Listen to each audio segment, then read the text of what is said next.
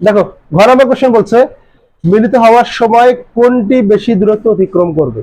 আচ্ছা তোমাদেরকে আমি পড়াইছি না যে একটা বস্তুকে নিক্ষেপ করতেছি, একটাকে ফেলে দিচ্ছি, কখনো কোথায় মিলিত হবে, পড়াইছি এটা।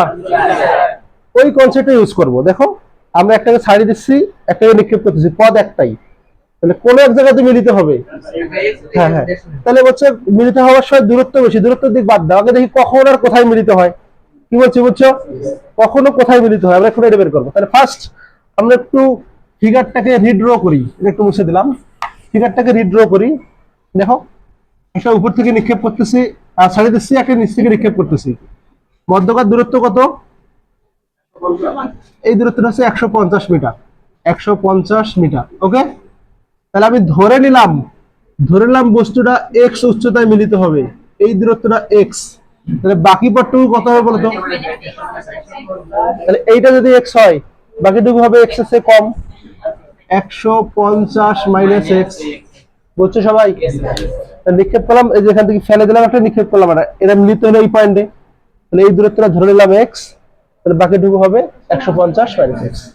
ফার্স্ট নিক্ষিপ্ত বস্তুর বেগ দেওয়া আছে, আদিবেগ কত দেওয়া আছে? 50 মিটার/সেকেন্ড। তাহলে তোমাদের পরন্ত নিক্ষিপ্তর কোন সূত্র ইউজ করতে বলছিলাম বলতো? এইচ ইকুয়াল ইউটি মাইনাস, এটা কি নিক্ষিপ্তর জন্য, এটা কার জন্য? নিক্ষিপ্তর জন্য। তাহলে খেয়াল করো তো, এই যে নিক্ষিপ্ত বস্তুটা কোথায় মিলিত হয়েছে, পরে লিখো, আগে বোঝো কোথায় মিলিত হয়েছে, এক্স উচ্চতায়। তাহলে এইচটা হচ্ছে এক্স, এইচটা হচ্ছে এক্স, আদিবেগ কত? 50t মাইনাস হাফ, জির মান 9.8 টি স্কোয়ার, তাহলে আসতেছে এক্স ইকুয়াল 50t মাইনাস 4.9 টি স্কোয়ার। এটা ইকুয়েশন নাম্বার 1। সবাই কি বুঝছো? সবাই বুঝছো? নিক্ষিপ্ত বস্তুর ইউজ করলাম h equal u t half g t square. যখনই যত ম্যাথ আছে কোথায় মিলিত হবে, পরন্ত নিক্ষিপ্ত, সবগুলোই সূত্র। ঠিক আছে, বুঝছো? এবার আসো পরন্ত বস্তু, পরন্ত সেম সূত্র আবারও, h equal u t plus half g t square. তাহলে খেয়াল করো তো সবাই, পরন্তটা কতটা পথ পাড়ি দেবে? নিক্ষিপ্তটার উচ্চতা আছে এইচ, পরন্তটা কতটা পথ পাড়ি দেবে? 150 মাইনাস এক্স না, ওই দূরত্বটা বসায় দাও, 150 মাইনাস এক্স। পরন্ত বস্তুর আদিবেগ কত? 0 ইন্টু টি, হাফ, জির মান 9.8 টি স্কয়ার। এই যে এক্স এর মানটা এখান থেকে টিং করে বসায় দাও, 150 মাইনাস এক্স এর মান কত?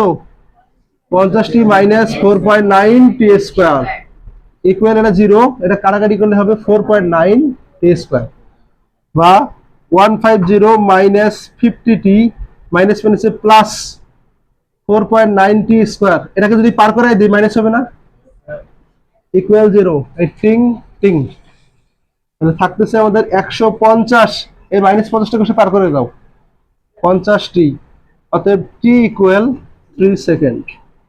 কখন মিলিত হবে? 3 সেকেন্ড পর। পরে লিখো, বোঝো আগে, ম্যাথ বুঝলে লিখতে পারবা। সবাই কি বুঝছো এতটুকু?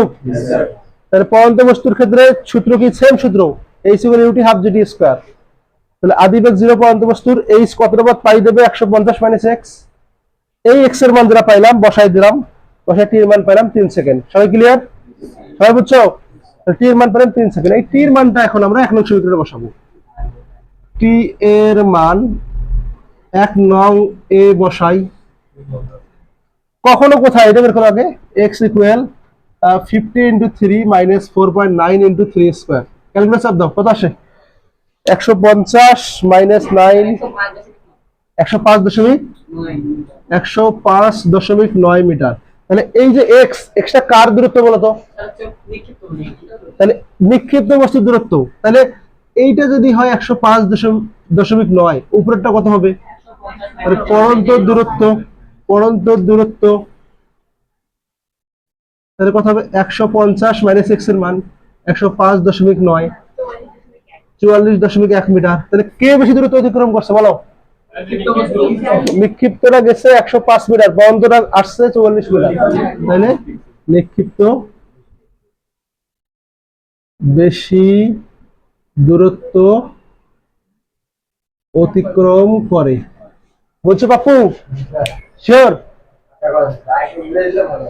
পুরোটা বুঝতে হবে আবার কোথায় বলো সংক্ষেপে কি বস্তু একটা নিক্ষেপ করছো একটা ফেলে দিচ্ছ মিলিত তো হবে কোথাও তাহলে আমি ধরে নিলাম ভূমি থেকে এক্স উচ্চতা মিলিত হবে তাহলে এই যে এক্স উচ্চতা কার উচ্চতা বিক্ষিপ্ত তাহলে h equal u to half G D square h বলতে বিক্ষিপ্ত উচ্চতা এক্স আদিবেগ 50 টি থাকলো হাফ জি মান বসাইলাম এটা পাইলাম পরন্তের ক্ষেত্রে সেম সূত্র H equal U T half G D square পরন্তের পথ কতটুকু 150 মাইনাস এক্স এক্স এর মানটা বসাই দাও বসাই দিয়ে ক্যালকুলেট করার পর পাইলাম আমরা টির মান 3 বুঝছো টির মান যদি আমরা এক নঙ্গে বসাই তাহলে এই উচ্চতা পাচ্ছি এই উচ্চতাটা কার নিক্ষিপ্তের পথ হচ্ছে 105 তাহলে পরন্ত কোথায় 40 এটা আনসার আমরা আরেকটা প্রবলেম সলভ করব শব্দ তরঙ্গ অধ্যায় থেকে আসা বলা আছে একটি খালি কুয়ার মুখে শব্দ করার 0.16 সেকেন্ড পর প্রতিধ্বনি শোনা গেল কোশ্চেনটাকে ভালো করে বুঝবা কুয়াটি 1/3 পানি পূর্ণ করে পুনরায় শব্দ করা হলো বাইরের তাপমাত্রা দেওয়া আছে 20 ডিগ্রি সেলসিয়াস কম্পাঙ্ক দেওয়া আছে 1.5 কিলোহার্টজ ঠিক আছে গ নাম্বার কোশ্চেন কি চাইছে বলতো তার মধ্যে আমরা ল্যামডা বের করতে হবে তাহলে আমরা একটু সলভে আসি এটা সলভ দেখো কি কি তথ্য দেওয়া আছে আগে লিখবা এফ এর মান দেওয়া আছে 1.5 কিলোহার্টজ দ্যাট মিন্স 1000 দ্বারা গুণ করো হ্যাঁ 1500 হার্টজ কম্পাঙ্ক এটা তাই না আমার লাগবে ল্যামডা তাহলে তো আমরা তো জানি ভি সমান এফ ল্যামডা সবাই জানো না শুধু ভির মানটা বের করলে অ্যান্সার শেষ বুঝছো সবাই এই বোঝা গেছে তাহলে ভি সমান এফ ল্যামডা এফ এর মান দেওয়া আছে ভির মানটা বের করলে ল্যামডা পাওয়া যাবে তাহলে আরেকটা তথ্য দেওয়া আছে দেখো ভির মান দেওয়া আছে 20 ডিগ্রি সেলসিয়াস আমি তো তোমাদের ফিক্সড মান মুখস্থ করাইছি ভি ওয়ান কত কোশ্চেনে দেওয়া ছিল এটা বাট আমি দেই নাই পি ওয়ান কত 273 kelvin V2 equal what? T2 equal 20 plus 273 293 Kelvin. Okay? তাহলে আমরা সূত্র কি জানি? We know V2 by V1 সমান root over T2 by T1 বা V2 equal V1 into root over T2 by T1 তাহলে V1 এর মান কত 330 root over 293 by 273 কত আসে ভির মান বলো 341.87 মিটার পার সেকেন্ড ওকে তাহলে ভিও পাই গেছি আমরা 341.87 মিটার পার সেকেন্ড কবি বলেছে ভি সমান এফ ল্যামডা অতএব lambda equal to v by f 341.87 divided by f এর মান 1500 কত 0 পয়েন্ট তারপরে গাধা 2 বলা যাবে 3 মিটার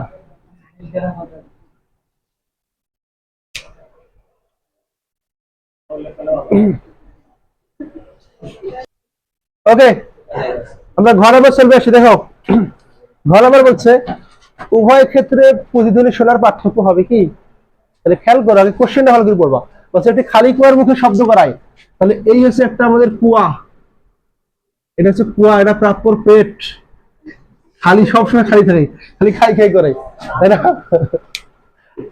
আচ্ছা আর কার কার এই সমস্যা খালি পেট ভয়ঙ্কর রিয়াদ সিয়াম সবাই রে খাওয়া না পানি খেয়ে বেশি করি তুমি স্বামী স্বামী পারি দেখো আচ্ছা দেখো বলছে কি হারবালের ব্যবসা শুরু করছো আচ্ছা থামো এই চ্যানেল দেখো বলছে একটি খালি কুয়ার মুখে শব্দ করার 0.16 সেকেন্ড পর প্রতিধ্বনি শোনা গেল একটি খালি কুয়ার মুখে শব্দ করার 0.16 সেকেন্ড পর প্রতিধ্বনি শোনা গেল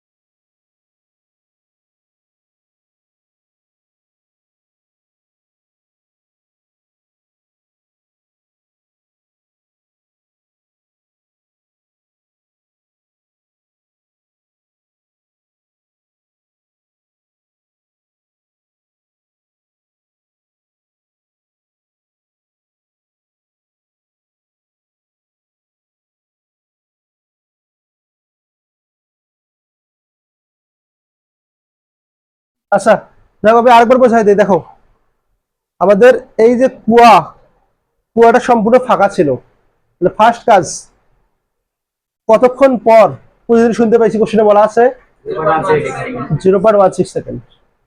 তাহলে এই যে শব্দটা এখানে করছি, শব্দটা গেছে, বাধা পেয়ে ফিরে আসছে না। তাহলে ফার্স্ট আমরা বের করবো কি বের করবো প্রথমে কুয়ার গভীরতা। আমরা জানি কি 2d ইকুয়াল, সবাই জানো। তাহলে এখান থেকে আমরা ডি এর মান পেলাম VT/2। এই দূরত্বটা কার মান? কুয়ার গভীরতা। বুঝছো?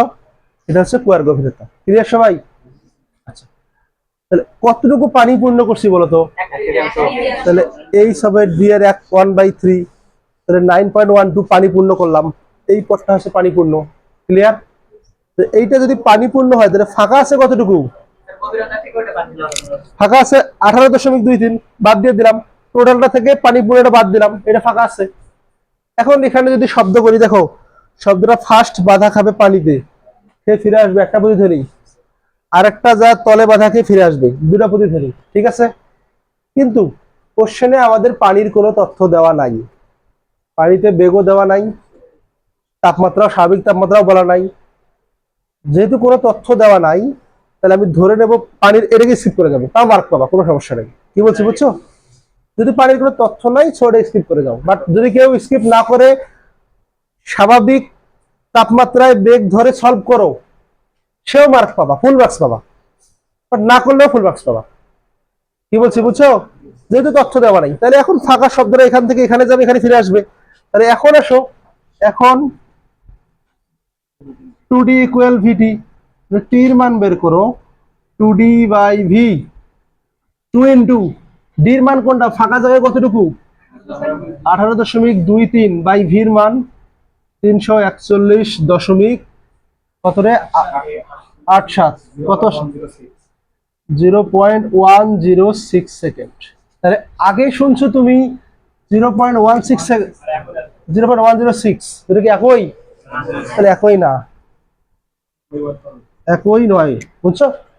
আমি আরো বারবার বলতেছি এই জিনিসটা ভুল করিও না। তোমরা যদি চাও স্বাভাবিক তাপমাত্রা 1593 দিয়েছে, 1493 বেগ, ওইটা ধরে এটার সময় বের করবা, পরে যোগ করবা, এটা কিন্তু আছে রাইট, এটা করতে পারবা। বুঝছো সবাই? অথবা তুমি করতে পারো এটার সাথে আরেকটা জিনিস অ্যাড করতে পারো, পানির তাপমাত্রা স্বাভাবিক বেগ, অথবা যদি এটা চাও করতে পারো পানি কি এতটুকু যাবে এতটুকু আসবে না, এখানে ইউজ করো 2d equal VT, T equal 2d/v, 2 into ডির মান হবে 9.12 বাই ভির মান 1493 স্বাভাবিক তাপমাত্রায়। টির মান কত আসে দেখো তো, এটা 0.012 সেকেন্ড। তাহলে মোট সময় কতটুকু দেখো, মোট সময়, হ্যাঁ 0.012 প্লাস এই সময়টা 0.106, কত আসে 0.118 সেকেন্ড। তাহলে তাও কি দুটো সমান? 0.16 আর 0.118 দুটো সমান না। বুঝছো? বাট এই পর্যন্ত করলেই হয়ে যাবে, যেহেতু পানিতে তথ্য দেওয়া নাই, আর তাপমাত্রাটা তো বায়ুর, পানির না। হ্যাঁ, তখন এই পার্টটা করা লাগবে। বাট তাও যদি কেউ করো বুঝে শুনে, তাও সমস্যায় মার্ক পাবা। ঠিক আছে, হয়েছে? কোশ্চেন লিখছো? এই যে ডিজে বোর্ড 26, দিনাজপুর বোর্ড 26 সালে, উরি মা কি একটা কঠিন কোশ্চেন, সলভ করে একবার ইম্পসিবল, তাই না? এত কঠিন কোশ্চেন আমার জন্মে দেখি নেই। সংক্ষিপ্ত কোশ্চেন 2 মার্কের কোশ্চেন, তোমরা থ্রি বছর পারবে? পারবে না? পারবি তোরা? কিভাবে করবো বলতো? এটা তো আমি খুঁজে পাচ্ছি না কেমনে করবো। এ মা, এটা কি কেমনে সম্ভব? এই ছাগলকে এফ সমান ম্যা, তাহলে এ সমান এফ এর মান 10/50, সব বাবু 5 না বলদ।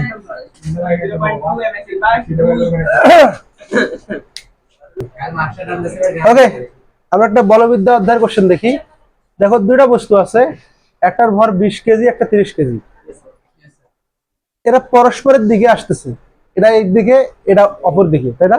বিপরীত দিকে আসতেছে। এদের মধ্যকার দূরত্ব হচ্ছে 200 মিটার। এদের বেগ দেওয়া আছে 10 আর 20, বলছে কখন মিলিত হবে? কখন মিলিত হবে বা কখন এখানে একটা সি পয়েন্ট ছিল, কখন এ থেকে সিতে যাবে একই, কারণ সিতেই মিলিত হয়। তাহলে আমরা একটু ফিগারটাকে রিড্র করি, রিড্র। মধ্যকার দূরত্ব কত? তাহলে এখানে ইউ হচ্ছে আমাদের 10 মিটার পার সেকেন্ড, এখানে 20 মিটার পার সেকেন্ড। ইউ বা ভি তুমি যা মন চায় ধরবা, ঠিক আছে? এটা ইউ1 ইউ2 ধরো। মধ্যকার দূরত্ব 200 না, আমি ধরে নিলাম এই এক্স দূরত্বে মিলিত হবে। বুঝছো? কোথায় মিলিত হবে? কারণ দুটো একই রাস্তায় যাচ্ছে, এক জায়গাতে ধাক্কা খাবে, রাস্তা একটাই। তাহলে বাকিটুকু কত হবে? কারণ পুরো পথটা 200, এইটা যদি এক্স হয় বাকিটুকু হবে 200 মাইনাস এক্স। ক্লিয়ার সবাই? তাহলে এই ক্ষেত্রে বেগগুলা কোন বেগ বলছিলাম বলো তো? তাহলে প্রথম বস্তুর ক্ষেত্রে আসো। প্রথম বস্তুর ক্ষেত্রে S1 ইকুয়াল ভিটি। S1 মানে কত দূরত্ব? ভির মান 10, টি জানি না, 1 নম্বর সমীকরণ। দ্বিতীয় বস্তুর ক্ষেত্রে S2 ইকুয়াল ভিটি। S2 বলতে কতটা পথ পাড়ি দেবে? 200 মাইনাস এক্স, ভির মান হচ্ছে 20, টি জানি না, এক্স এর মানটা টিং করে বসায় দাও। 200 মাইনাস 10t ইকুয়াল 20t, বা 200 ইকুয়াল মাইনাস প্লাস হবে 30t, t equal 200 by 30, 6.67 second. এটা অ্যান্সার। বুঝছো সবাই? এই বাচ্চারা সবাই বুঝছো? দেখো, এটাকে চলে তোমরা একটা শর্টকাটে করতে পারবা। শর্টকাটে করতে পারবা। শর্টকাটটা কি? টি ইকুয়াল মধ্যকার দূরত্ব divided by v1 plus v2। ঠিক আছে? ডি এর মান হচ্ছে মধ্যকার দূরত্ব 200 বাই বেগ 10 যোগ 20, তার মানে 6.67 সেকেন্ড। শর্টকাট, এটা লিখিত ইউজ করিও না কেউ, তার কিন্তু পাবা মার্ক পাবা 00। ঠিক আছে? হ্যাঁ হ্যাঁ, উত্তর পারে ছাড়ো তো মার্ক দেবে, মার্ক তো অবশ্যই দেবে 0। মার্ক কি দেবে না বলছি? মার্ক দেবে 0 অবশ্যই। ঘর নাম্বার আসো। হ্যাঁ, কথা বলা কোনটা বেশি ক্ষতিগ্রস্ত হবে? দেখো, ধরো একটা সাইকেল চালাচ্ছ, আগে ট্রাক আসতেছে, দুটো সংঘর্ষ হলো, কে বেশি ক্ষতিগ্রস্ত হবে? বলো। ভর না, ভরবেগ, বুঝছো? হ্যাঁ, তার মানে যার ভরবেগ কম সে বেশি ক্ষতিগ্রস্ত হবে। বুঝছো? তাহলে সংঘর্ষ, যদি স্থিতিস্থাপক সংঘর্ষ, তাহলে স্থিতিস্থাপক সংঘর্ষের পরে আগে বেগটা বের করতে হবে। তাহলে ঘর নাম্বার আসো। প্রথম বস্তুর ক্ষেত্রে স্থিতিস্থাপকতার ক্ষেত্রে শেষ বেগের সূত্র এটা, v1 সমান m1 minus m2 into u1 plus 2 m2 u2 divided by m1 plus m2। বুঝছো? স্থিতিস্থাপক সংঘর্ষের ক্ষেত্রে সূত্র এখানে কিছুই না, একদম সোজা, সূত্রটা পারলেই সোজা।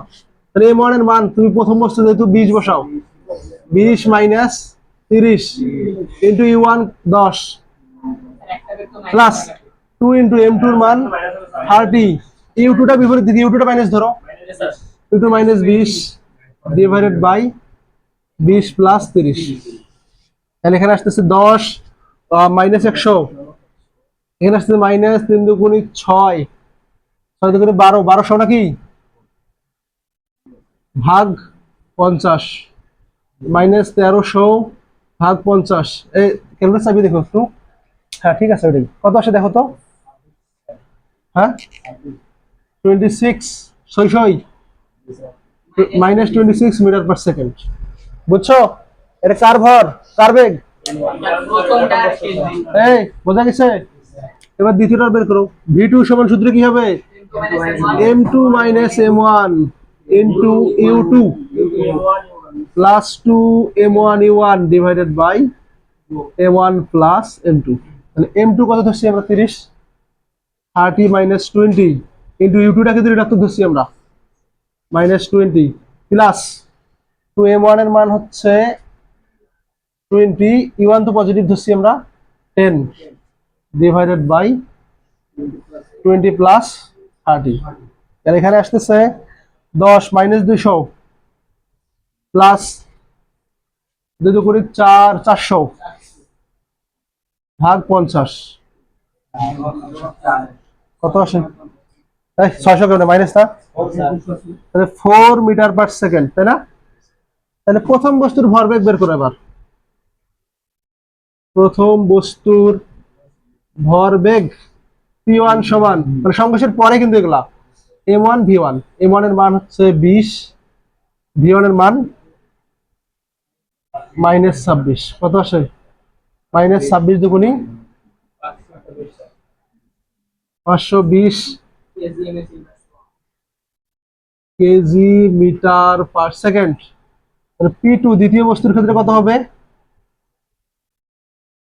m2 v2, m2 এর মান আছে 30, 4, কত আসে?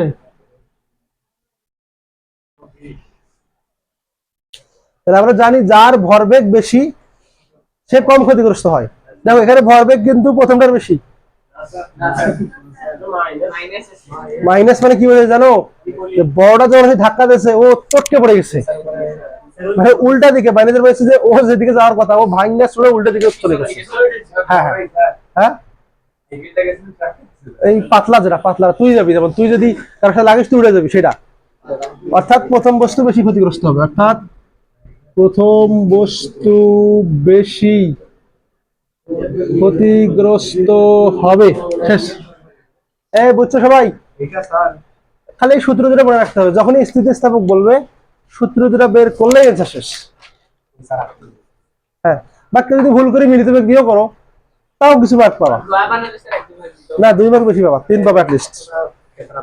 বাট এটা করাটাই বেস্ট, যদি স্থিতিস্থাপক বলছে।